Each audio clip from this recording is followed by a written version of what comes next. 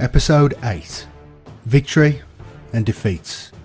Inheriting command of the Sabbat Worlds Crusade force from the late and lauded Warmaster Slado, Warmaster Macaroth renewed the Imperial offensive to liberate the Sabbat Worlds, a cluster of nearly 100 inhabited systems along the edge of Segmentum Pacificus.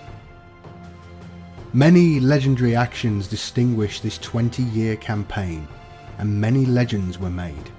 The last stand of the Latari gun dogs at La Masia, the Iron Snake's victories at Prasius, Ambold 11 and Fornex Aleph, and the dogged prosecution of the enemy by the so-called ghosts of Tanith on Canemara, Spurtis Ellipse, Manazoid Epsilon and Monthax. Of these, perhaps Monthax presents the most intriguing question for Imperial historians. Ostensibly a head-on confrontation with the forces of chaos, this action is clouded in mystery, and the details are still sequestered in the archives of Imperial High Command. Only speculation remains as to what truly occurred on the tangled shores of that hideous battle site. From a history of the later Imperial Crusades. Osgray Hive, Sapincia. Following their costly but important victory on Manazoid Epsilon, the Ghosts were deployed to Sarpetia, and the attack on the Promethean-producing Osgray Hive, the defence of which was led by the notorious butcher, Magister Sholon Skara. The attack began badly due to miscalculations by the Imperial Navy, causing the landing craft to fall short of the shore and to drop their loads of troops and armour just shy of the beaches. The Ghosts suffered heavily from this, as a majority of them couldn't actually swim, being as they originated from a forest world, and with few of their number originating from the coastal regions of their lost homeworld. Not only this, but the armoured support, in this instance once again the 17th Quetzog Serpents, was mostly submerged. Those troops which managed to wade ashore were being cut to pieces, and the arch-enemy gunners were lobbing shells at the bulkier troop transports moving in to reinforce a supposedly cleared beachhead. Two vast troop carriers were blown from the sky, one of them by chance or by intention, in its death throes, crashed into the fortified sea walls, breaching them in a display of twisted good fortune, for those guardsmen being shot to pieces, waiting on the beaches. Still, the enemy moved quickly to defend this breach, stopping any further advance into the complexes beyond, until the Quetzog armour could grind up the beach and begin providing covering fire.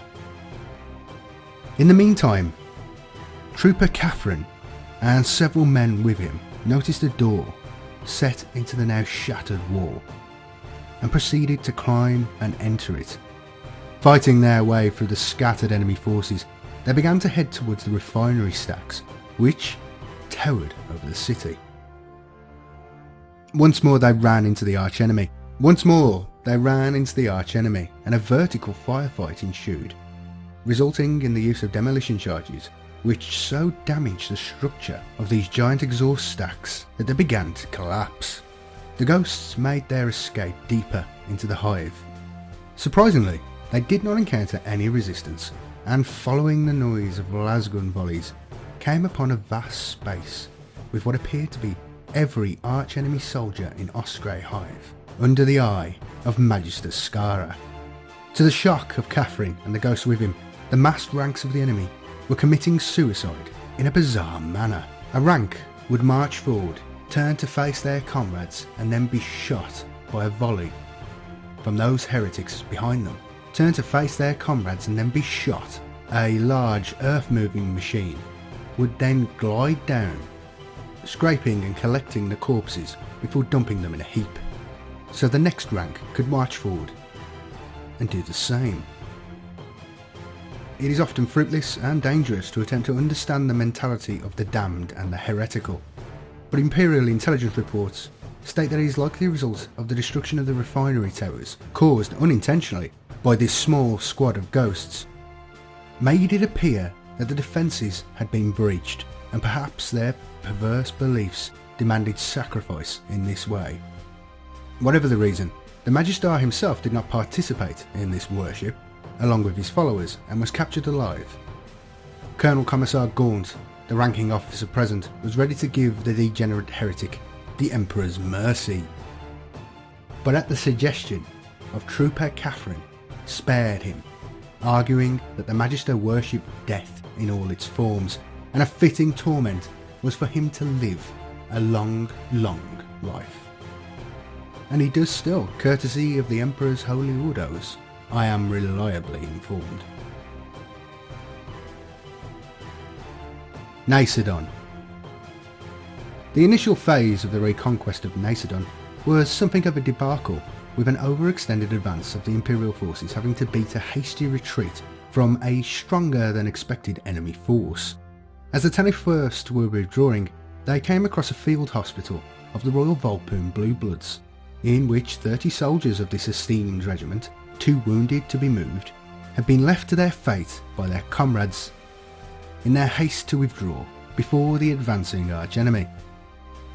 Chief Medical Officer Dorden demanded to stay and care for the men, come what may. Colonel Corbeck agreed to stay too, and asked for a squad of volunteers to join him. Gaunt informed them that it was for one night, and then the Imperial counterattack would begin the next day. The Ghosts fought a spirited defence, and several of the Volpone managed to take up arms and aid the defence of the walled farmstead. The use of a heavy flamer on the main gates was essential in holding back the enemy, and accounted for a great many of the foe.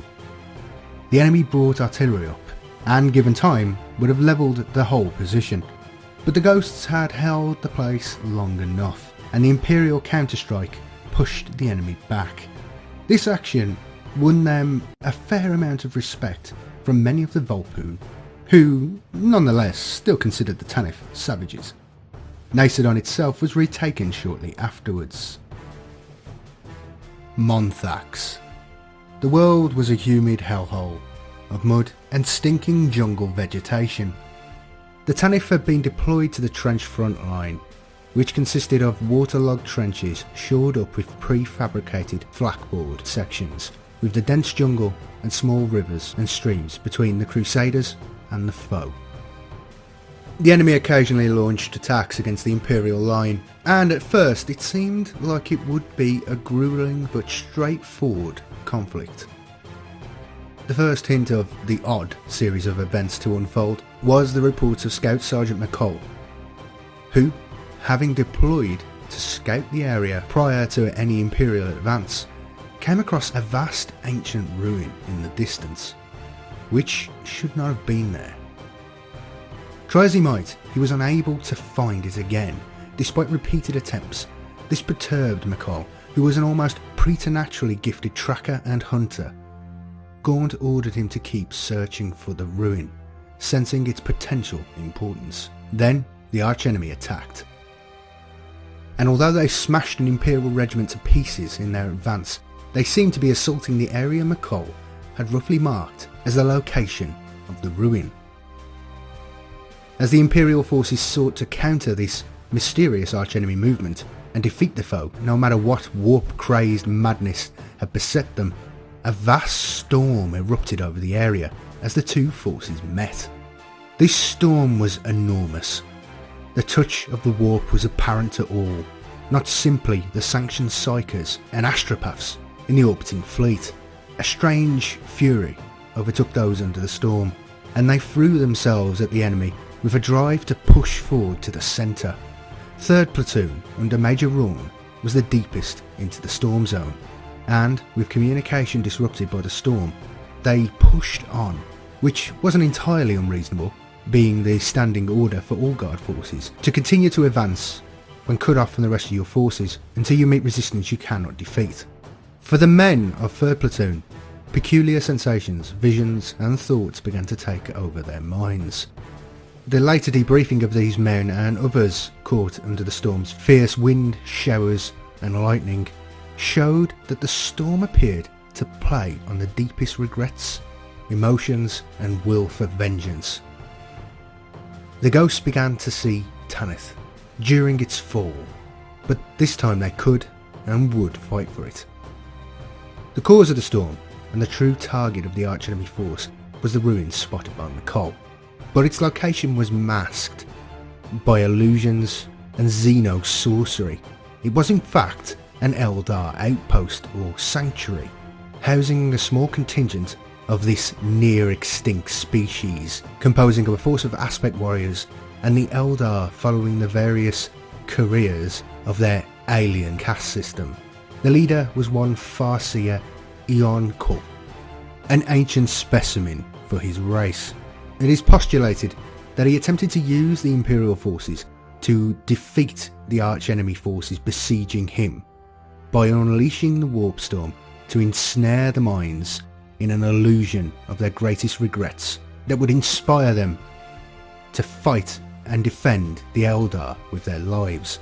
He took the risk of unleashing such power in order to hold the webway portal within the Eldar ruin and avoid closing the gate to protect Craftworld Dolph, as this closure would be permanent, thus forever separating Monthrax from the Craftworld and from their race forever. Here we see the delusions of this candle of a species holding out hope of recapturing their ancient empire, whose territories already belong to mankind, the true and self-evident masters of the universe. Unfortunately for the Xenos witch's scheme, the powers he unleashed were too strong for him to control. A lesson one would have thought the failed race might have learned from by this point, and its original purpose soon broke down into a cataclysmic display of disturbed forces, both natural and unnatural. Only those close enough to the centre of the storm were caught in its clutches, and many of them, such as Scout Sergeant McCall, were able to see past the sorcerer's guiles. 3rd Platoon was fully ensnared, however, and statements by these guardsmen show that for them it was like standing on Tanith during its fall and being assaulted by the archenemy. All their pain and anger was used by the Xenos witch's grand spell to fuel their need to fight for their homeworld, which they could no longer remember was already dead. They fought their way through the archenemy, entering the Xeno structure, which to them was Tanith Magna, the capital city. And they would fight alongside other Tanith inside, who were in fact aspect warriors, wearing the illusion of comrades in arms. 3rd Platoon would fight like devils for their homeworld, as they would have done if Gaunt had not denied them the opportunity and preserved them for the wars to come. As the storm worsened, the Imperials pulled back, unable to penetrate the strafing wind and rain. Inquisitor Lilith landed on the planet with a contingent of elite Volpoon stormtroopers under Major Gilber. She ordered Gaunt to gather a contingent of ghosts to accompany her, and they fought their way to the ruins and the centre of the storm. Lilith and Gaunt had met shortly before, when she was investigating the rumours surrounding Trooper Brim Milo and the suspicion that he may be a psyker. After examining the evidence and interviewing Gaunt and Milo, no further action was taken. As the Volpoon and Tanith advanced through the storm, they came across Scout Sergeant McCall, heavily wounded, surrounded by dozens of archenemy corpses, having been pursued by them once he finally found the Xeno structure. He, like the men of Rawn's 3rd Platoon, had been assailed by psychic visions of Tanith. Though heavily wounded, he, through his stealth abilities, and perhaps by the storm stoking a reserve of vengeance inside his soul, had escaped his pursuers and left a trail of enemy corpses leading back to the cloaked Eldar position. As the combined force made camp to rest before forging on, the storm worsened, and one of the foul entities from beyond the veil materialised and set upon them, only defeated by the use of explosives on the demonic hound. They pushed forward, and finally coming upon the Xeno structure, found it surrounded and swamped by a vast besieging force of archenemy, equipped with the full accoutrement of a siege, from artillery to trench lines, but they were being held off by the small but supremely effective cadre of Xenos filth and the men of 3rd Platoon, who from their point of view were defending the capital city of Tanith Magna from Chaos invaders, alongside leaner, taller, white-haired comrades. And they were fighting hard, together reaping a heavy toll on the enemy. This close to the origin of the Eldar's psychic storm, it began to affect the men of Tanith and Volpun, feeding on their emotions to make them fight all the harder, using their pain, their anger and their loss to spur them on to greater feats of martial glory than should have been possible. The ghosts were fighting for Tanith. For the Volpun, it was Ignix Majora, a shameful defeat, staining their martial record. They fell upon the gunnery positions, using the captured heavy weapons to blast the rear of the enemy forces. They then advanced to full attack, cutting hundreds of the enemy to pieces, smashing through their formations before entering the Eldar ruins. Later analysis by Imperial tacticians could not make sense of the engagement. 60 Volpun and Tanith assaulted a force of 10,000 archenemy troops, who were heavily armed and in full battle readiness. And yet it did happen. By all calculations, Gaunt's force should have been annihilated within moments, but they didn't lose a man, and slew around 2,400 enemy soldiers. The only way the tacticians and scholars could make sense of it was by determining that there were no enemies on the field that day, and it had simply been an illusion. It was the only way the calculations made sense. And so, one of the greatest and most successful Imperial attacks in the Sabbat Crusade and in the history of the Imperial Guard was removed from the rolls of honour.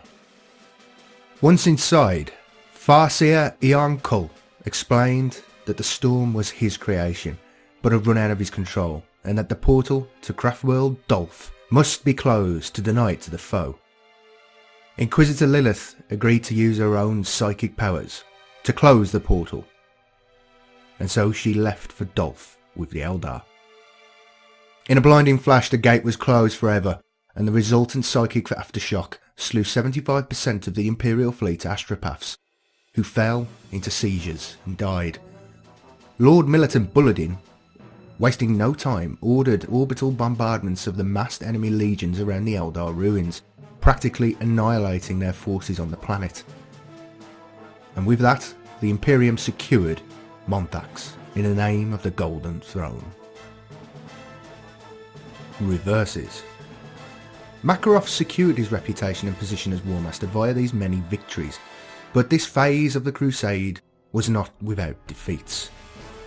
Oscilia 9. The campaign for this hive world was a bloody mess, resulting from the failures of the commanding officers, men recently raised by Macaroth as he sought, for political reasons, to replace many of Slado's people. These officers would later be disgraced at a subsequent military inquiry into the debacle. Oscilia would later be taken by the Crusade, but the whole affair had been unnecessarily costly, and was the origin of Macaroth's famous words, "Too much blood, too much, too much.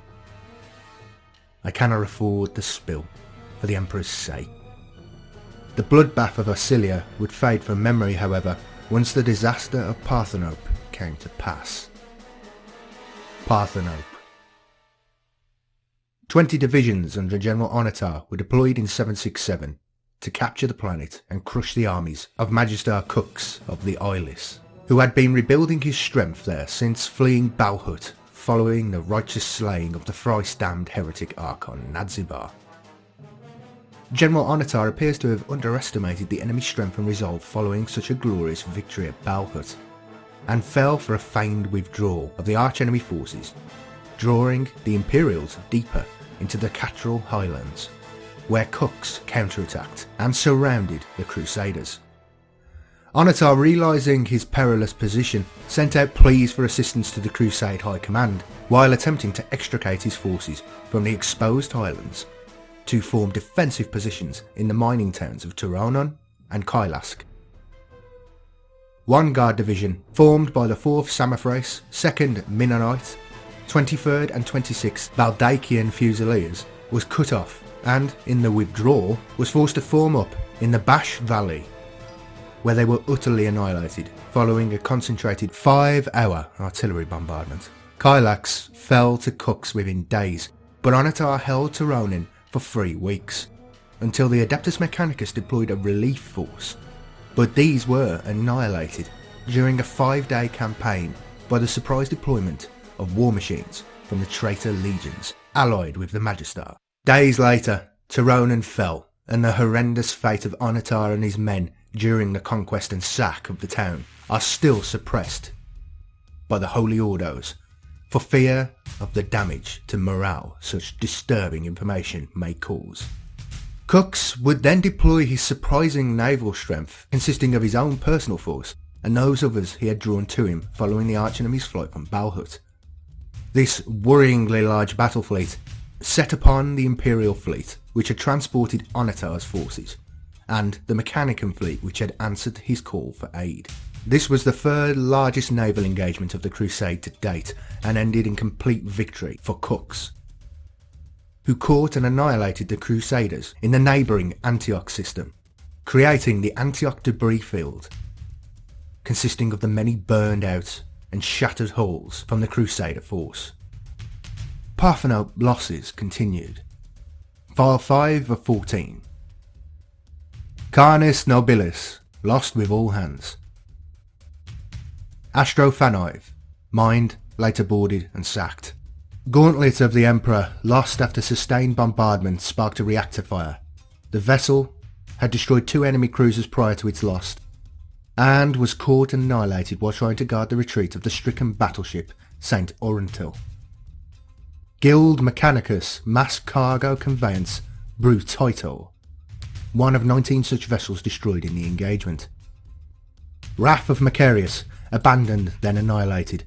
The vessel had crippled 1 enemy frigate, possibly the recurved Blade, and forced a critical drive detonation aboard the Chaos battleship Prudence Vile, before being overwhelmed by fighter bomber assault. Eternal Light, lost with all hands. Sacred Vow last sighted drifting after a serious engineering fire. It is believed the vessel was later vaporised by mines. Star Fury pattern Killer Kiss, tail number 11891 of Captain Loden Spale, lost to anti-ship batteries after 2-hour defence of the cruiser Signum Nobilis, during which Spale scored 19 confirmed kills. Star Fury 11E pattern Emil version Void Mistress, tail number 47292 of Commander Belena Courtesan, lost during fighter swarm dogfighting after recording 11 confirmed kills. Victory of Sumner Gate, immolated after ramming the arch-enemy heavy cruiser Unnatural Causes.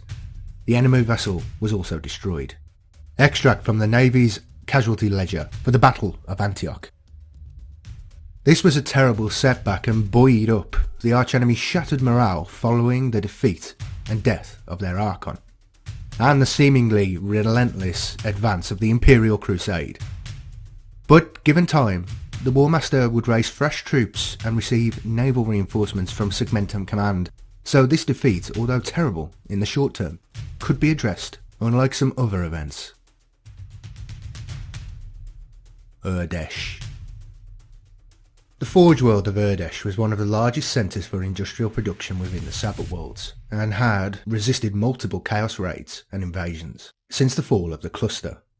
Macaroth hoped to advance and bring the world back into the fold, as he secured the Khan group. Unfortunately, it finally fell to the archenemy by 767, and its vast stockpiles of local pattern weapons and war machines, including unknown thousands of tanks, were taken by the foe and sent deeper into their territory, and would outfit many of the archenemy's forces in the years ahead. Also, every day the enemy held the world, the enslaved population was set to work producing more of this weaponry. Weaponry such as the U-90 assault cannon, the Steg 4 light armoured car, N20 and N22 half-tracks, Usurper self-propelled guns, AT-70 Reaver battle tanks, and the fearsome AT-83 Brigand super tank. The wide use of these weapons and machines would nullify much of the technological advantage the Crusade had enjoyed up to this point, and make the future battles of the Crusade harder and bloodier, especially when more elite archenemy forces, equipped with them, began to make their presence felt in the years ahead. Urdesh would be retaken in 772 after 5 years of occupation and servitude. Several of the 8 Urdeshi regiments serving with the Crusade took part in the Liberation Campaign. Magister Rushek Vakin. For all of these setbacks, one event brought, if not joy, then peace of mind, when Magister Vakin, long considered one of the most talented and gifted archenemy warlords, was finally slain in 768.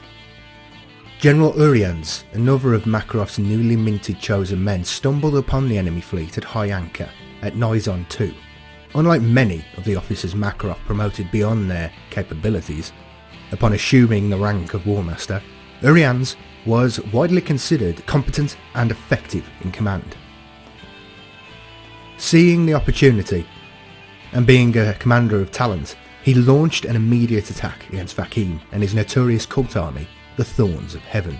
Urians personally led the boarding action on the flagship, the Crown of Thorns, capturing the Magister, who would later escape through unknown means, and attempted to disappear on Nizon II within the sprawling hives.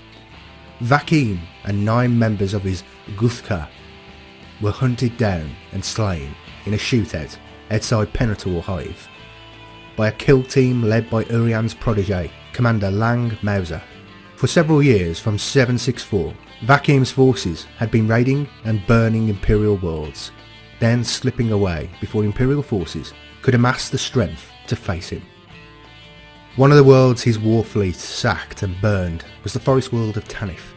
With his death, a grave threat to the Crusade and the lives of loyal citizens was removed, and in a galaxy of horrors and woe, some small measure of, if not justice, then at least righteous vengeance had been achieved for his many, many victims. In the next episode, Macaroth dispatches a task force to Vargas to put down a seemingly simple planetary conflict between rival hive cities. The Tanith First and Only will discover, however, a more terrible threat as they seek to defend Verven Hive.